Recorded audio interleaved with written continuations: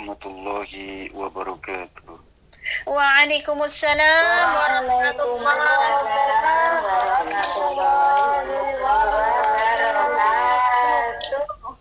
A'udzu billahi minasyaitonir rajim. Bismillahirrahmanirrahim.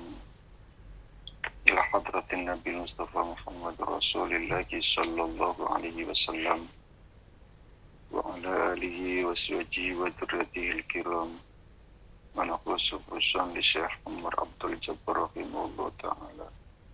Wa li Syekh Kiai Haji Misbah bin Zainul Mustafa rahimahullah taala. Al-Fatihah.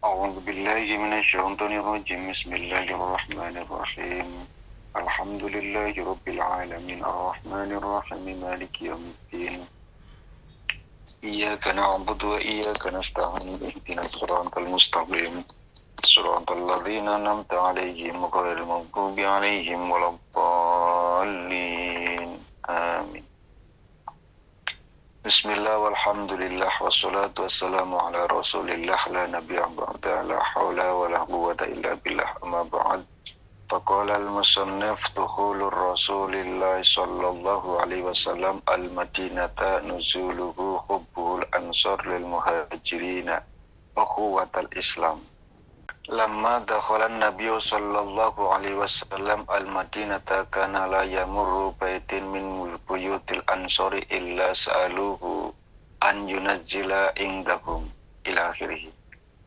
Lamma dakhala an-nabiyyu sallallahu alaihi wasallam tatkala mlebu sapa Nabi Muhammad sallallahu alaihi wasallam kana sapa Nabi la yamurru Iku ora liwat sapa Nabi baitin iklawan umah min buyutil ansori kang tetep saking pira-pira umeh sahabat ansor illa sa'aluhu aing padha takon sapa ansor ing Nabi ayyunazzila saking yen toh kersa nedak sapa Nabi ing dagum ing dalem sandinge ansor fanazala ing da Abi Ayyub al-Ansori maka metak sapa Nabi ing dalam sandinge Abil Ayyub al-Ansori bidoril asfali ing dalam omah kang ngingsor liyakuna terpon yen toh ana sapa iku arfaqo luwi gampang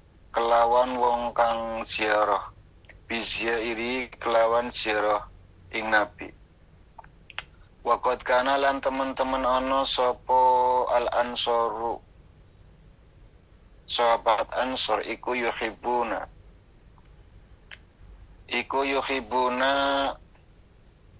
demen sapa ansor man ing wong hajar kang hijrah sapa man ilaihim marang ansor wa yusiruna gumlan menangake sapa ansor ing muhajirin ala anfusihim ing atase awake dhewe ansor hatta innahum sehingga setuhune ansor iku tanazau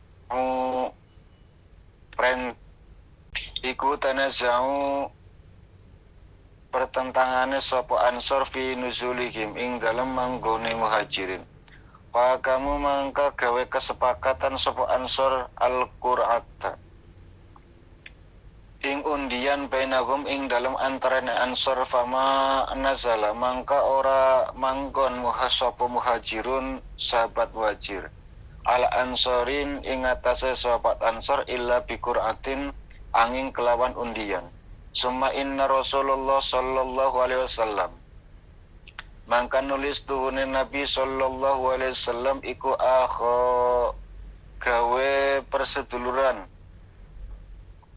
bainahum ing dalam antarane muhajirin lan ansor ukhuwatan kelawan perseduluran islamiyatan kang cara Islam allafat kang lemesake apa ukhuwah kulubahum ing atine pira-pira atine muhajirin lan ansor wa ja'alatha lan dadake ukhuwah ing kulubahum kasyai'in angin kaya suwiji-wiji al-wahidi kang siji hijratul alil baiti manul mustad'afina aslul kunut kummal Madinah lamastafaro.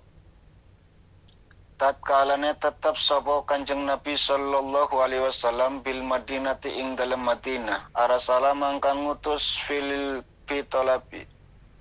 Maka ngutus sapa Nabi ing dalem luru wong-wong minta khallafa kang keri-keri sapa man min ahli hale tetap saking keluargane Nabi. Fakhraja mangka metu ma'akum ing dalem sertane man sapa Abdullah bin Abu Bakar. Rupane Abdullah bin Abu Bakar. Waqad mana lan temen-temen nyegah sapa musyriku Makkah, wong-wong musyrik Mekah. Bantal mustadifina ing sebagiane wong-wong kang apes kabeh. Minas safari saking lelungan wa adzabakum lan nyiksa sapa musyrik Mekah ing wong kang apes. Azaban aliman kang kelawan siksa kang banget. Fakana mangkana sapa Rasulullah sallallahu alaihi wasallam yad'u lakum iku ngundang sapa Nabi lakum marang wong-wong kang apes fi witrin ing dalem witre. Fakana mangka ana sapa Rasulullah sallallahu alaihi wasallam iku yad'u dongake sapa Nabi lakum marang wong sing apes mustad'afin fi witrin ing dalam salat witir wa salatus subhailan salat subuh ba'da ruku'i wa qablahu. Ini nanti perbedaan antara Imam Malik dengan Imam Syafi'i. Wa hadzal aslul kunut utawi iku asal usule doa kunut. Wa sapa kasiran lan ngenani ing sebagian akeh minal muhajirin kang tetep saking sahabat muhajirin. Humma apa penyakit panas pada mangka donga sapa Rasulullah sallallahu alaihi wasallam rabau ing pengirane Nabi. Bika binakliha kelawan met lara apes pastaja pamangka ngijabai sapa Allah Gusti Allah doaahu ing penyuwune Nabi. Dua bab ini adalah akhir dari juz yang pertama.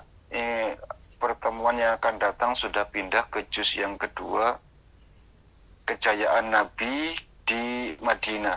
Jadi ini nanti saya akan cuma sebentar saja sedikit menjelaskan karena juga harus menyampaikan ringkasan dari kitab Khulasah Nurul Yakin juz yang pertama. Selebihnya nanti kita session tanya jawab saja. Jadi persilakan untuk mempersiapkan barangkali ada yang mau dipertanyakan. Bismillahirrahmanirrahim. Dukhulur Rasulullah sallallahu alaihi wasallam al-Madinata nuzulahu hubbul ansar lil muhajirin ukhuwatal Islam.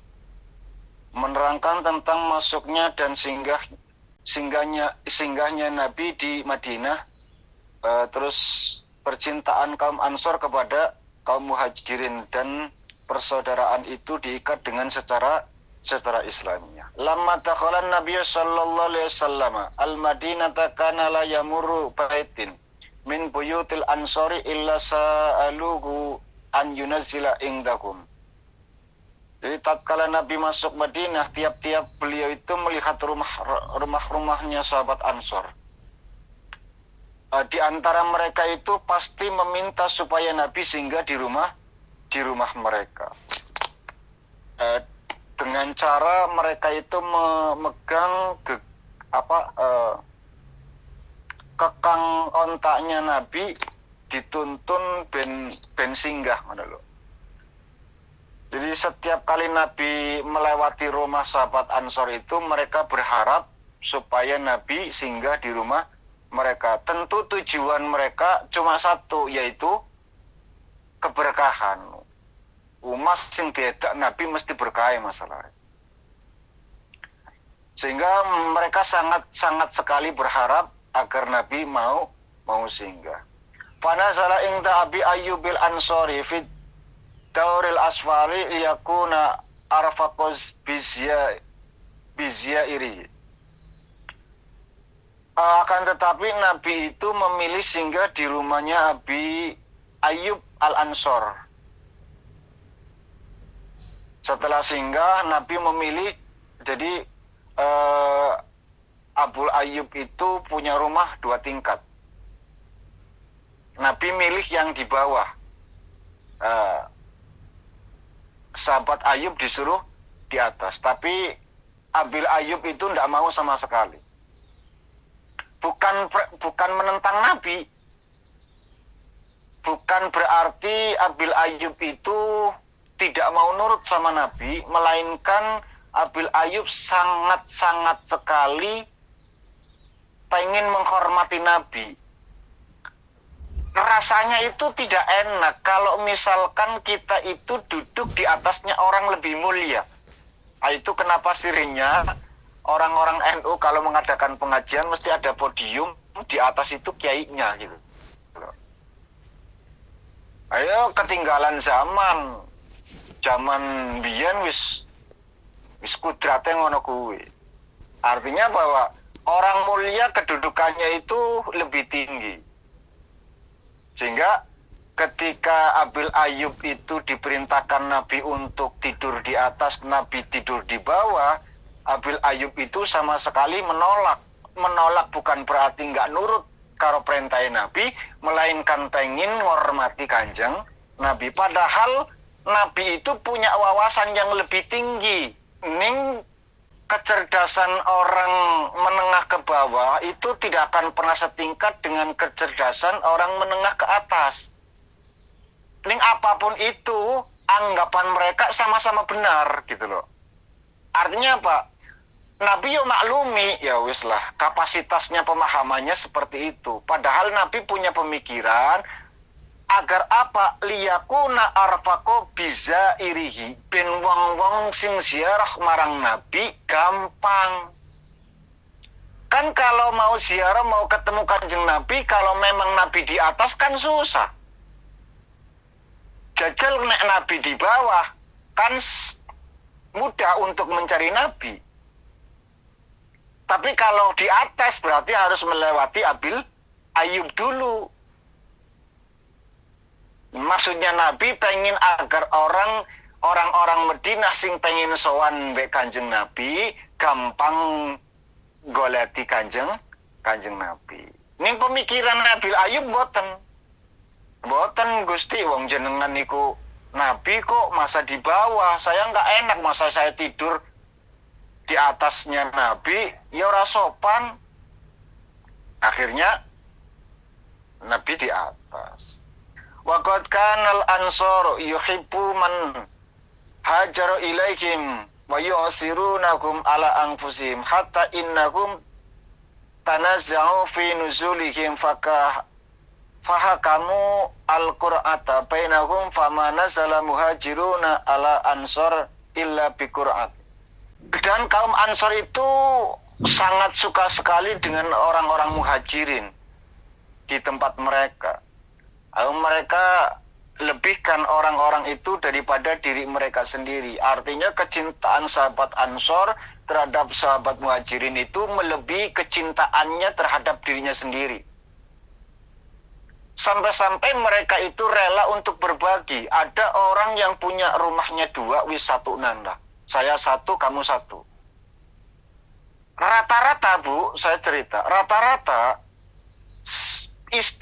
istrinya sahabat muhajirin itu adalah pegatane istri sahabat Ansor, Bu.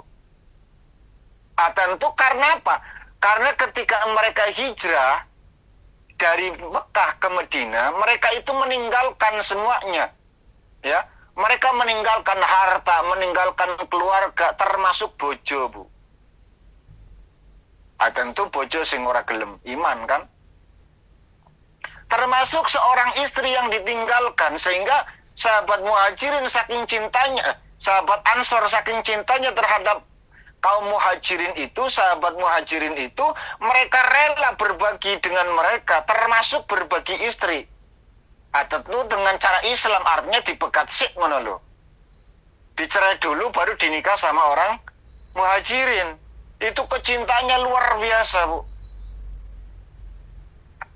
Kecintaan mereka sahabat Ansar terhadap orang Muhajirin, mereka punya harta separohan, mereka punya rumah 2 satunan, mereka punya istri 4 yang 1 dipegat, lalu dinikah sama orang Muhajirin. Sehingga apa? Sehingga Nabi itu summa inna Rasulullah sallallahu alaihi wasallam akha bainahum ukhuwatan islamiyatan allafat qulubahum wa ja'alatha kasyai'in al-wahida. Sehingga apa? Sehingga mereka itu dipersaudarakan oleh Nabi antara Muhajirin dan Ansor. Dan kecintaan mereka secara Islamiyah dihubungkan secara persaudaraan ala Islamiyah, sehingga hati mereka itu lembut, wa ja'alatha kasyai'in al-wahidi. Sehingga mereka itu seperti satu jiwa, satu raga. Mereka sakit, kita sakit. Mereka senang, kita senang. Makanya sahabat Ansor itu luar biasa. Saya ulangi, ketika mereka hijrah dari Mekah ke Madinah, tentu mereka itu meninggalkan harta dan sanak famili. Keluarga, handai tolan itu ditinggalkan semuanya. Maka ketika mereka ada satu di antara sahabat Muhajirin, Bu. Ini saya cerita sejarah. Ada satu di antara sahabat Muhajirin itu ada yang bukan dari golongan Quraisy. Nek Quraisy wis mesti masyhure, wis Quraisy wis mesti terpandangnya, wis mesti mulyane, Bu. Tapi ada satu di antara sahabat Muhajirin itu yang bukan kaum Quraisy. Artinya apa? Artinya bahwa harta, kekayaan, keluarga yang ditinggalkan sahabat tersebut itu pasti punya kekhawatiran. Ketika Fathul Mekah itu terjadi, maka bisa menjadi ghanimah harta tersebut. Karena tentu tidak dilindungi, wong bukan dari sahabat, bukan dari kaum Quraisy gitu loh. Maka orang tersebut melihat kejayaan Nabi, melihat kejayaan Nabi yang begitu luar biasa. Ini sudah diprediksi Nabi pasti akan menyerbu Mekah, menguasai kota Mekah agar mereka itu bisa untuk melaksanakan haji. Coba bayangkan, wong pada saat perjanjian Hudaybiyah saja, ini perjanjian Hudaybiyah itu luar biasa, Bu. Perjanjian Hudaybiyah itu adalah satu perjanjian yang tidak masuk akal. Kenapa? Karena perjanjian Hudaybiyah itu diuntungkan oleh kaum musyrikin dan merugi untuk kaum muslimin. Saya sedikit loncat. Ketika perjanjian Hudaybiyah yang tujuan Nabi itu untuk umroh, itu dicegat di perbatasan Hudaybiyah itu. Lalu dibikin satu perjanjian. Ada satu kisah yang bikin Umar bin Khattab itu menyaksikan, Bu. Dan tidak ada kejadian kecuali kejadian itu yang bikin Umar bin Khattab merasa sanksi Nabi jane Nabi bener apa ora. Jangan-jangan Nabi wis dicabut kerasulannya. Kenapa? Karena ketika mendekati Hudaybiyah, Nabi senyum. Melihat keadaan semacam itu, Umar dan Abu Bakar bertanya, "Ya Rasulullah, kenapa engkau berseri? Kenapa engkau senang? Kelihatan senang banget." Kata Nabi, "Aku mendapatkan satu surat semalam bahwa kita itu akan masuk ke tanah Mekah dalam keadaan aminin, dalam keadaan aman. Artinya kita bisa menjalankan ritual ibadah, haji, umroh, dan lain sebagainya tanpa harus melakukan perlawanan." Wong pada saat itu dikuasai oleh kaum musyrikin Mekah. Umar dan Abu Bakar senang banget. Wah, berarti perjalanan kali ini kita akan melaksanakan umroh itu akan aman gitu loh. Ternyata di Hudaybiyah dicegat dan dilarang untuk masuk kota Mekah. Dibikin satu perjanjian. Boleh kamu itu ibadah umroh tahun depan, jangan sekarang. Satu perjanjiannya. Yang kedua, dalam masa perjanjian itu apabila ada orang muslim kembali ke agama mereka musyrikin, itu tidak boleh dihalang-halangi. Dua.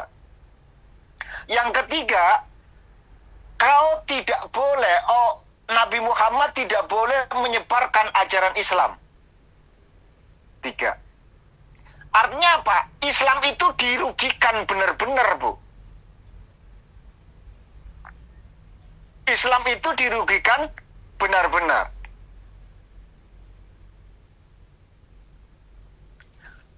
Nabi tidak boleh syiar Islam.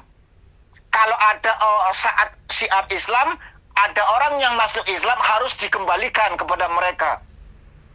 Tapi ketika ada orang Islam yang keluar dari agama mereka, maka tidak boleh diminta kembali.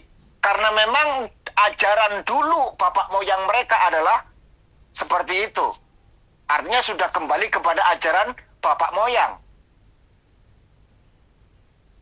Oh, Umar nesu-nesu, Bu. Umar marah-marah. Nabi, bukankah barusan Nabi itu mengatakan, jenengan ke ngomong Nabi, kita akan aman masuk ke kota Mekah. Kok kenapa kita dicegat lalu dijadikan satu perjanjian yang sangat-sangat merugikan umat Islam? Wis perang saja, Gusti. Kita perang saja, Nabi. Nek modelnya ini perjanjiannya, aku ora setuju. Kita sangat dirugikan. Jawabannya Nabi enteng, Bu. Kata Nabi, enggak Umar.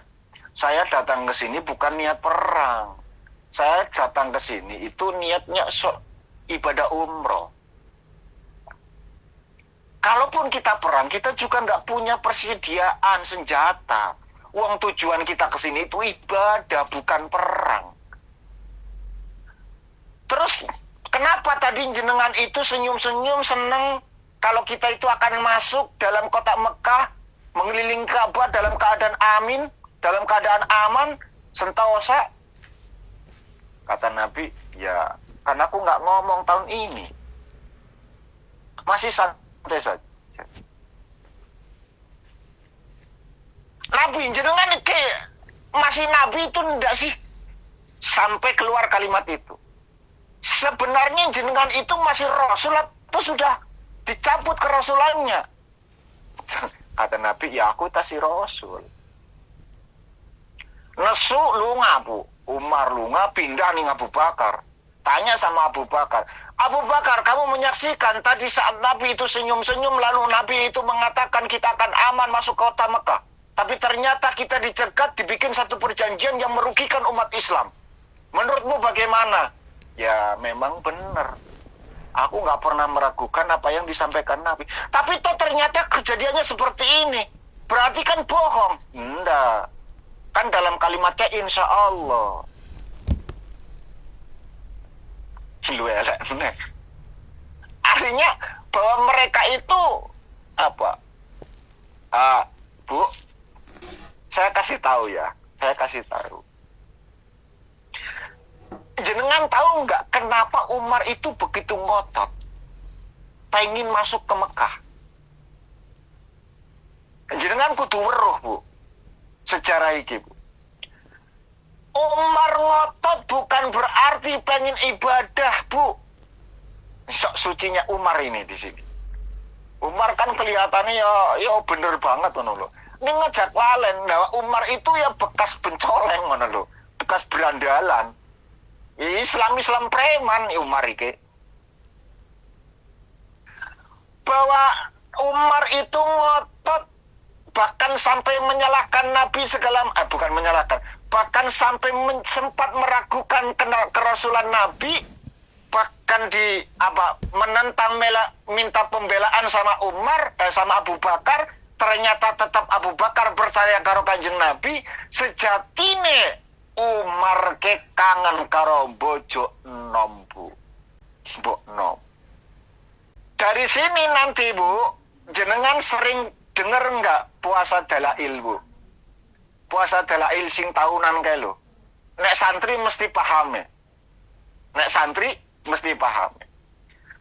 Jenengan kudu urus sejarah puasa dalail ke ora pernah enggak pernah sampai sanadnya kepada Nabi, Bu. Enggak akan pernah. Sejarah manapun enggak akan pernah menemukan itu. Sebab apa? Secara sejarah puasa dalail mentok ning sahabat Umar, Bu. Jengkele Umar karena kerinduan terhadap Mbok Enom tidak tersalurkan, mereka karena ada perjanjian Hudaybiyah, mereka harus pulang kembali ke Madinah, ngancem Abu Umar dalam hatinya, aku ora bakalan ngene, aku akan bakal puasa tahunan sadurunge aku ketemu bojo enom. Bu, sejarah puasa dalail. Jadi puasa dalail kayak mentok nih sahabat Umar orang mentok. Bahkan pada saat itu Nabi mengharamkan, Bu. Ya, Nabi mengharamkan puasa tahunan, Bu. Ora oleh, Bu.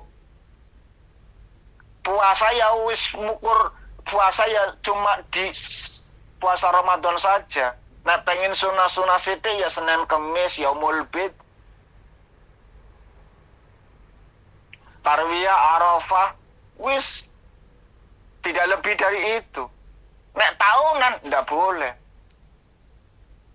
Nabi melarang keras, Bu, untuk puasa tahunan. Nah, sejarahnya puasa dalail sampai mentok kepada Sayyidina Umar. Kenapa? Ketika pulang dari perjanjian Hudaybiyah, Umar puasa setahun, Bu, sadurunge ketemu karo Mbok Enom. Nah, sejarah, Bu. Ora kudu dilakoni, ning jenengan kudu paham sejarah. Kan kesannya bahwa Umar itu benar-benar bela kan? Bela Islam, bela umat, bela Kanjeng Nabi. Ning sejatine dalam hati, waduh gagal ketemu Mbok Enom. Karena perjanjian yang merugi. Makanya marahnya luar biasa. Semangat perjalanan dari Madinah ke kota Mekah, di tengah perjalanan dicegat, bikin satu perjanjian yang merugikan umat Islam. Marahnya luar biasa Umar. Hijratul Ali baiti man'ul mustad'afina asrul kunut kummal Madinah.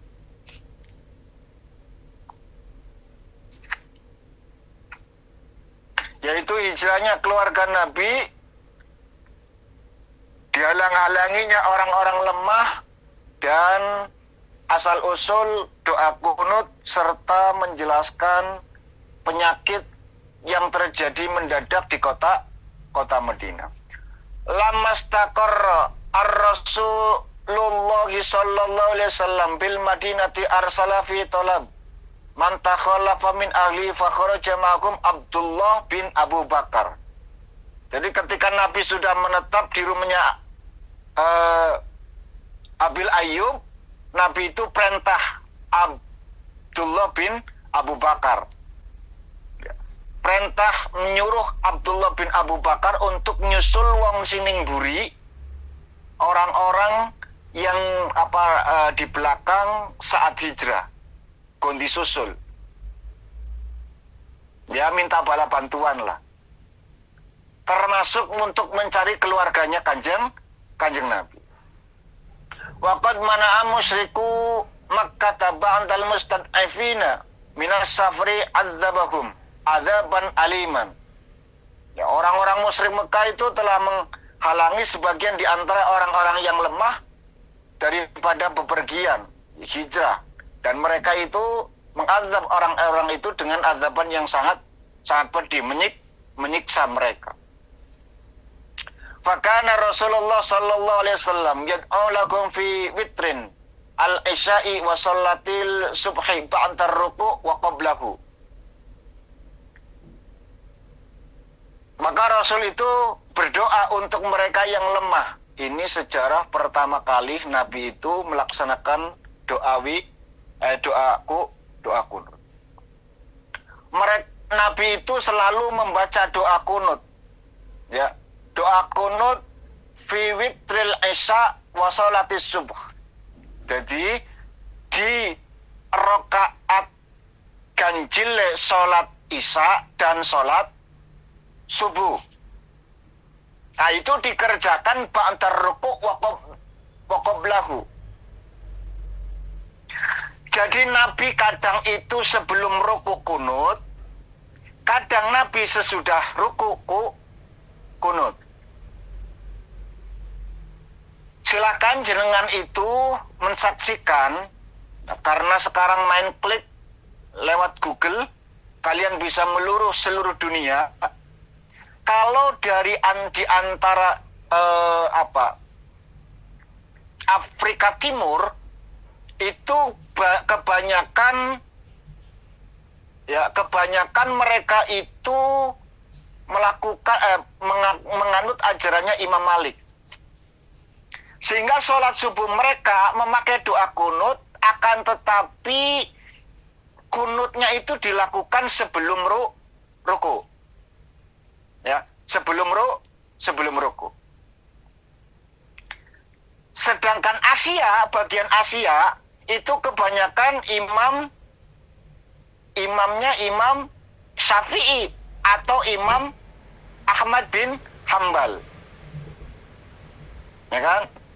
Imam Ahmad bin Hambal. Maka dunia menyaksikan doa kunutnya itu sesudah ruku dan tidak pakai kunut. Memakai kunut itu ketika ada terjadi satu bencana. Namanya kunut nazila. Singkatnya begini, Bu. Imam Syafi'i kunut sesudah ruku.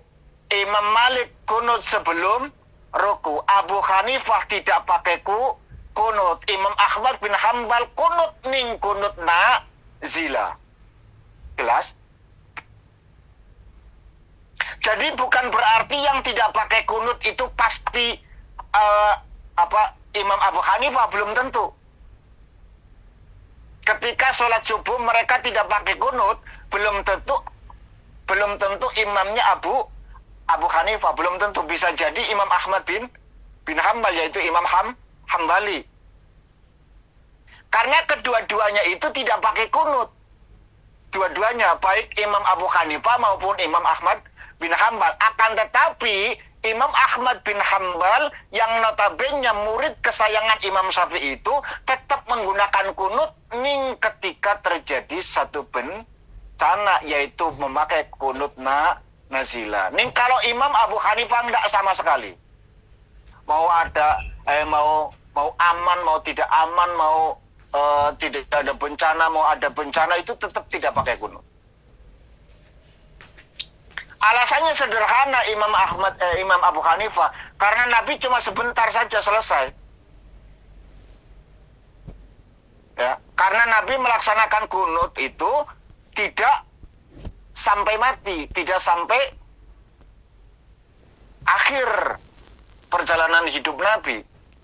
Cuma sebentar saja.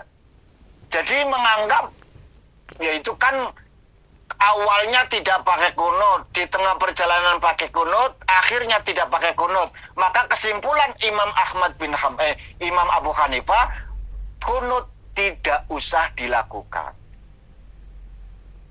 Sedangkan Imam Malik dan Imam Syafi'i punya pendapat, sekali dilakukan Nabi ila yaumil qiyamah akan tetap menjadi kesunatan.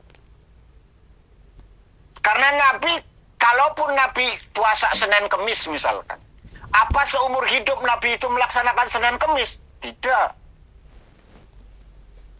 Ya kan, Nabi kadang-kadang aja, wong namanya sunnah. Ning Nabi itu senang melakukan puasa Senin Kemis, itu senang banget. Ketika ditanya, ya Rasul, kenapa engkau melakukan puasa hari Senin? Nabi jawab, ya ini karena kelahiranku, aku senang aja. Dari sini orang-orang yang dalile ulang tahun. Nabi aja setiap minggu mengulang tahuni kelahirannya dengan cara berpuasa. Itu. Jadi kata Imam Syafi'i, sekali saja, jangankan 1 bulan. Nabi kan melaksanakan kunut itu sampai 1 bulan, Bu. 1 bulan dilakukan berkue ora kunut neh. Jangankan 1 bulan, 1 kali saja Nabi melakukan itu, maka ila yaumil qiyamah akan menjadi kesunatan. Ya rada bener rek. Sedangkan Imam Ahmad bin Hambal menilai, menimbang, memutuskan, mengambil satu ajaran, awalnya tidak pakai kunut. Nabi pakai kunut ketika terjadi musibah, kaum lemah, orang-orang muhajirin disiksa. Setelah diamini sama Allah, dikabulkan, mereka lolos semuanya, Nabi selesai, tidak kunut lagi. Maka Imam Ahmad bin Hanbal memberikan satu kesimpulan, berarti doa kunut hanya dilakukan ketika ada wabah atau musibah. Berarti bener kabeh Bu, papat-papate. Ya, makanya ora usah gontok-gontokan. Sing kadang merasa bener kan karena marga kayak dene banyu setengah botol, kotlak. Nek ilmu wis kebek Bu, ora bakalan debat masalah ngono kuwi Bu, wong pada benere kok. Mereka yang punya hujah, kita yang tinggal mengikuti. Gitu loh. Kan 4 pilar Imam Bintang itu yang punya hujah, kita cuma ngikut saja kan. Ya sudah, ngapain juga kita itu berantem masalah doa kunut gitu loh. Mereka juga, beliau-beliau ini juga sepakat, podo bener. Lagian mereka juga satu guru, satu ilmu. Imam Malik ya notabene gurunya Imam Abu Hanifah. Abu Hanifah ya boleh dibilang termasuk gurunya Imam Syafi'i, karena Imam Syafi'i ke muridnya Imam Abu Hanifah. Ya kan? Imam Syafi'i dia murid pinter luar biasa, ahli hadis, ya gue Imam Ahmad bin Hambal. Selesai. Lalu diutuslah Abdullah bin Abu Bakar untuk menyusul mereka. Wa asaba kasiron minal muhajirin humma fada'a Rasulullah sallallahu alaihi wasallam rabbahu binaqliha fastajaballah du'ahu. Dan banyak dari orang-orang muhajirin itu yang kena penyakit demam. Kayak dene jenengan Bu, pertama kali datang ke Taiwan mesti rada mriyangi Bu. Masalah apa? Masalahnya itu cuaca Indonesia dengan cuaca Taiwan itu tidak sama. Gregesi mesti. Kaget. Sama, karena cuaca Mekah dengan cuaca Medina itu nggak sama Bu. Perjalanan antara orang-orang muhajirin itu dari kota Mekah sampai ke kota Madinah, beda cuaca, ngregesi kabeh Bu. Kabeh mriyang Bu. Termasuk Abu Bakar, Bilal, ngregesi kabeh. Kumpul 3 orang, karena begini. Karena setiap orang-orang muhajirin itu kan tadi di awal sudah diceritakan bahwa mereka itu menempati rumahnya orang-orang Ansor kan. Kumpul di antara itu ada yang 3 Bu. Abu Bakar, Bilal, terus sahabat yang lain kumpul. Meriang kabeh Bu. demam, panasnya tinggi luar biasa. Nek zaman saiki mesti wis dihukumi corona, Bu. Karena tinggi luar biasa. Aisyah radhiyallahu anha mendatangi mereka. Zaman itu belum turun ayat hijab, Bu. Jadi Aisyah budak. Aisyah. Artinya masih telanjang gitu loh. Telanjang kepala, bukan telanjang badan, telanjang kepala. Belum pakai hijab. Aisyah mendatangi mereka lalu tanya satu-satu. Di mana jawaban di antara yang tiga itu, Bu, ngelantur kabeh, wis poken mati. Kalingane cuma mati. Aku mesti mati, ke. Orang bakalan nurip, panas wis model ngene iki aku bakalan mati. Kabeh tiga-tiganya itu gremeng masalah kematian. Aisyah karena merasa bapaknya itu gremeng model ngono kuwi khawatir, lapor karo Kanjeng Nabi karo bojone. Wahai Nabi, sesungguhnya mereka itu begini. Melihat kondisi yang semacam itu, Nabi rada sedikit khawatir. Ya, rada sedikit khawatir. Satu, ya sahabat. Dua, mertua. Tiga, dijadikan orang tua. Karena Abu Bakar kan mertua plus orang yang bisa gawe adem kan. Saking bijaksananya kan. Dan orang laki-laki pertama yang tua yang masuk Islam, yang iman sama Kanjeng Nabi. Kan seperti itu. Akhirnya Nabi berdoa kepada Allah Subhanahu wa taala agar wabah penyakit itu dihilangkan. Akhirnya mereka sembuh. Selesai. Kesimpulannya ini saya bacakan saja ya, tanpa harus dimaknai. Kesimpulan dari ringkasan kitab juz awal ini adalah tatkala Nabi umur 40 tahun, Allah mengutus beliau untuk menjadi rahmatan lil alamin. Melalui wahyu.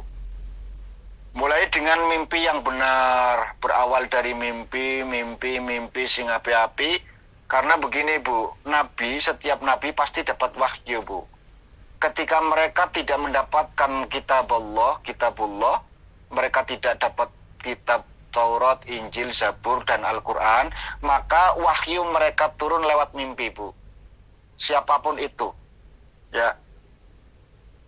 Siapapun itu, wahyu nabi-nabi yang jumlahnya ada 124.000 itu, selain daripada yang mendapatkan kitab, maka wahyu mereka lewat mimpi. Termasuk Kanjeng Nabi. Nabi awal mulanya lewat mimpi. Mimpi akhirnya mendapatkan wahyu, malaikat Jibril langsung datang turun untuk mendapatkan risalah. Kemudian malaikat Jibril turun kepada Nabi untuk menurunkan wahyu saat di Gua Hiro. Malaikat Jibril itu mengajarkan Nabi bagaimana harus memimpin manusia ke jalan yang lurus. Nabi mulai ajak beliau untuk sembunyi. Yang pertama beriman kepada beliau adalah Khadijah. Ya. Nisaul Ula Islam itu Khadijah. Perempuan pertama yang masuk Islam adalah Khadijah. Laki-laki pertama yang tua masuk Islam adalah Abu Bakar. Anak kecil yang pertama masuk Islam Ali bin Abi Thalib. Amat yang pertama kali masuk Islam adalah Zaid bin Harisah. Nah, sesudah 3 tahun Nabi diperintahkan untuk terang-terangan menyebarkan Islam secara terang-terangan. Awalnya diam-diam, Khadijah, Abu Bakar, Ali, dan Zaid bin Harisah masuk Islam secara sembunyi-sembunyi. 3 tahun kemudian Nabi diperintahkan untuk terang-terangan menyampaikan risalah. Lalu beliau mengumpulkan kaumnya dan mengancam mereka dengan azab akhirat. Nah, ini yang ketika ayat wa'anzir ashirataka al-aqrabina itu turun.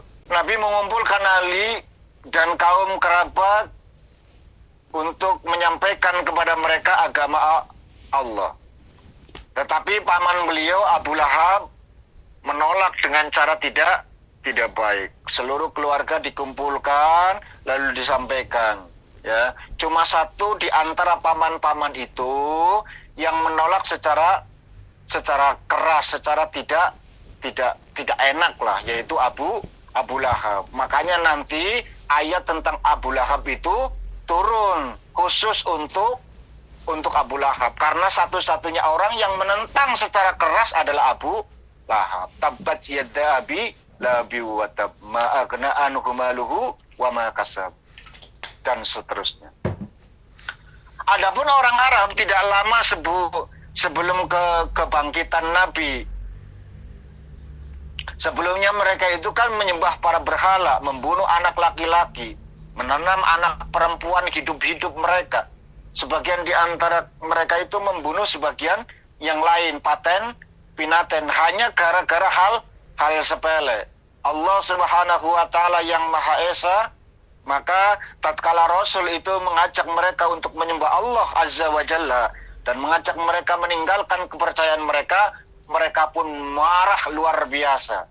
Yang awalnya mereka sangat cinta sama Nabi, bahkan Nabi disebut dengan gelar Al-Amin, orang yang patut dipercaya, yang tidak pernah berbohong dalam masa hidupnya. Mereka mulai menentang ajaran Nabi, mulai tidak senang dengan Nabi, karena Nabi mengajak pada agama Allah, disuruh meninggalkan agama-agama mereka. Tatkala Rasul itu mengolok-olok, memaki Tuhan-Tuhan mereka, menyesatkan bapak-bapak mereka, mereka pun pergi kepada pamannya supaya ngomong, ponakanmu diwuruk, ponakanmu diajarin agar jangan sampai memperolok Tuhan kami, jangan sampai menyalahkan, menjelek-jelekkan bapak-bapak kami. Sampai 3 kali dengan jawaban yang indah, dijawab terus. Sesungguhnya kedatangan orang-orang itu justru yang belakangan sekali paman beliau meminta daripadanya supaya beliau berhenti. Tetapi Rasulullah enggan, tetap mengajarkan agama, sedangkan paman beliau tetap membela Nabi. Di masa orang Quraisy melihat hal itu, mulailah mereka menyakiti beliau, menyakiti Nabi, dan mengejek beliau, mengejek kanjeng Nabi. Tetapi Nabi menghadapi mereka dengan sabar, tenang, dengan suka memaafkan. Kemudian gangguan itu ditujukan kepada sahabat-sahabat Nabi. Kan sering terjadi, Bu. Nah, kita itu ngadepin wong sing rada kuat, ketika kita tidak mampu, maka orang yang kita ganggu adalah orang yang dekat dengan orang yang kuat tersebut. Ya kan? Orang wani karo bojone, wanine karo tidak. Kita musuhan sama suaminya misalkan. Kita punya musuh sama suaminya. Ning suaminya itu punya pengaruh. Kita ganggu istrinya. Istrinya pun punya kekuatan. Kita ganggu anaknya. Begitulah cara iblis untuk menyesatkan. Kan zaman kuna. Bagaimana ketika Ibrahim alaihissalam digoda iblis untuk tidak taat kepada Allah, untuk menyembelih Ismail. Kan digoda. Tapi ternyata Ibrahim alaihissalam itu begitu taatnya kepada Allah Subhanahu wa Ta'ala lewat ibunya Hajar. Hajar pun kuat luar biasa lewat anaknya Ismail kecil. Dibujuk-bujuk, dirayu-rayu agar supaya tidak disembelih. Ternyata Ismail kecil jauh lebih taat ketimbang yang dibayangkan oleh iblis. Selesai. Pada waktu itu Hamzah, paman Nabi, dan Umar bin Khattab masuk Islam. Singkat cerita, Hamzah orang kuat, Umar juga orang kuat. Di zamannya mereka masuk Islam. Singkat cerita bahwa Nabi sekarang sudah hijrah di Medina, nanti nyusun kekuatan, nanti akan berusaha untuk Fathul Mekah. Tadi saya sudah sedikit loncat perjanjian Hudaybiyah dan lain sebagainya. Setelah Hudaybiyah itu nanti Fathul Mekah. Dan itu insya Allah kita akan jelaskan pada pelajaran yang selanjutnya. Insya Allah di juz yang kedua.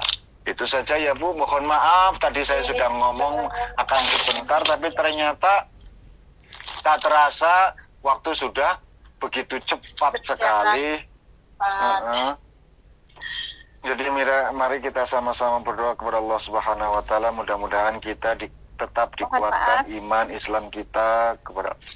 Mari kita sama-sama berdoa kepada Allah Subhanahu wa taala supaya kita ditetapkan iman Islam kita, dijauhkan dari mara bahaya, diselamatkan dunia dan akhiratnya. A'udzubillahi minasyaitonir rajim. Bismillahirrahmanirrahim. Hadratin Nabi Muhammad Rasulullah sallallahu alaihi wasallam wa ala alihi washabihi wa dzurriyyatihi kiram wa wali jasadihim wa qulbihim wa ruhim min jami'adi majlis ta'lim iwamit on air wa sallallahu min jami'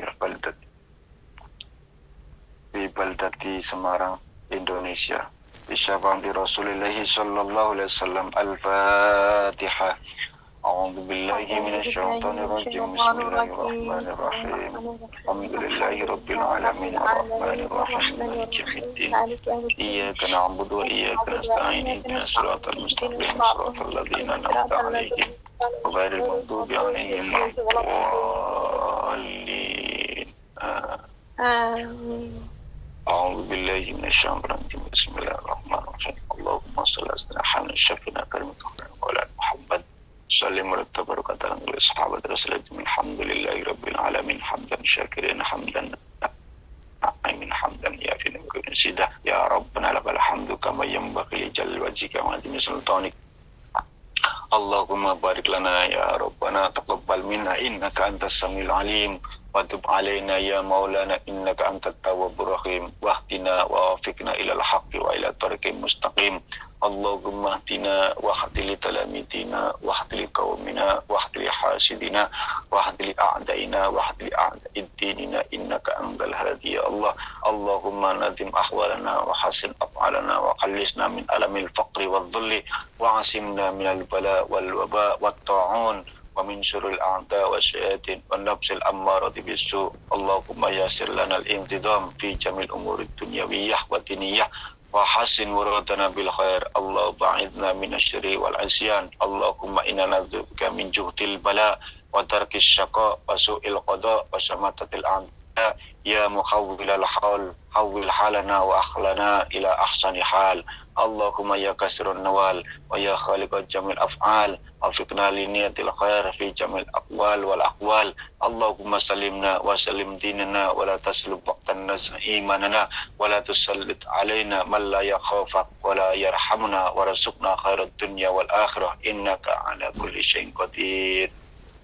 Allahumma rabbana anzil alaina ma'idatan minas samai takunu lana aidan li ulina wa akhirina wa ayatan minka warzuqna wa anta khairur raziqin. Allahumma atina rizqaka alladhi wa'adtana bihi bisulatin bi adisa wa anzil alaina al-barakata bi jami kasbina ya Allah ya alim ya razzaq ya karim. Iftah lana qulubana futuhan arifin. Rabbana atina fid dunya hasanah wa fil akhirati hasanah wa qina adzabannar. Wa sallallahu ala sayyidina Muhammadin wa ala alihi wa sahbihi wasallam. Subhana rabbika rabbil izzati amma yasifun wa salamun alal mursalin walhamdulillahi rabbil alamin. Bihaqqil Fatihah. A'udzu billahi minasyaitonir rajim. Bismillahirrahmanirrahim. Alhamdulillahi rabbil alamin arrahmanir rahim maliki yaumiddin. Iyyaka na'budu wa iyyaka nasta'in. Ihdinas siratal mustaqim siratal ladzina an'amta 'alaihim ghairil maghdubi 'alaihim waladdallin. Amin. Sekian dan demikian yang saya sampaikan. Terima kasih atas segala perhatian. Mohon maaf atas segala kekurangan. Subhanakallahumma bihamdika asyhadu an la ilaha illa anta astaghfiruka wa atubu ilaik. Akhiru da'wana walhamdulillahi rabbil alamin. Wassalamualaikum warahmatullahi wabarakatuh. Waalaikumsalam warahmatullahi wabarakatuh.